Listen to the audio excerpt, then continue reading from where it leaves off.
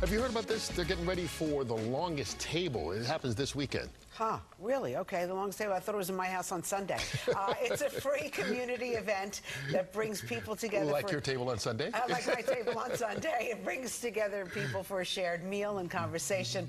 If you want a conversation in quotes, right? Christal Young in Chelsea telling us all about it. This is different though, right?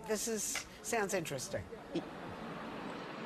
It is interesting. It is different. Let's just say that the longest table is the coolest idea. And this is why I love New York City so much. Let me just step out of the way a little, and can you see this pop-up table here in Chelsea? I'm on 21st Street between 9th and 10th, and your eyes are not deceiving you. You do see flowers and bagels and strawberries and breakfast food. They are coming together to show you that this is going to be extended on Sunday, October 5th. I'm sliding over to the woman who co-founded the idea of the longest table. Good morning, Miriam. Good morning. Thank you for being with us. Yes, absolutely. It is my pleasure, and my pleasure to tell New Yorkers that this is happening so they can be a part of it. So talk to me about why you started it. What was the idea behind it? In 22, coming out of COVID, I thought, why don't we get to know our neighbors, not just in times of crisis, but every day? Increasingly, I think we don't know our neighbors. And in COVID, we got to know our neighbors walking the dog, figuring out where to get Lysol. And so I posted on Nextdoor a picture of what I now know to be Egypt and Iftar, of people having a meal down a long street. And I said, what if we did that? Yeah. And I got lots of reactions, and it led to me, along with Jim Saylor, meeting 8 neighbors I didn't know. And we decided we were just going to try it. So we rented tables and chairs, placed them down the block, and invited neighbors to come with friends and food. We bring the tables and chairs, you come with friends and food.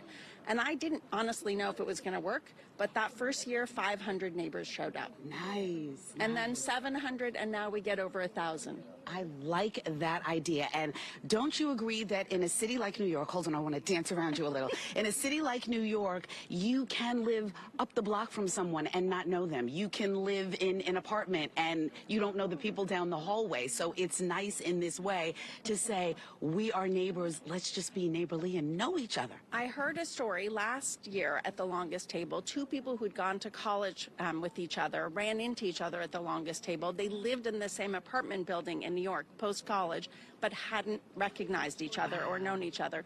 This year, they're actually doing a reunion table at the longest table with other college friends.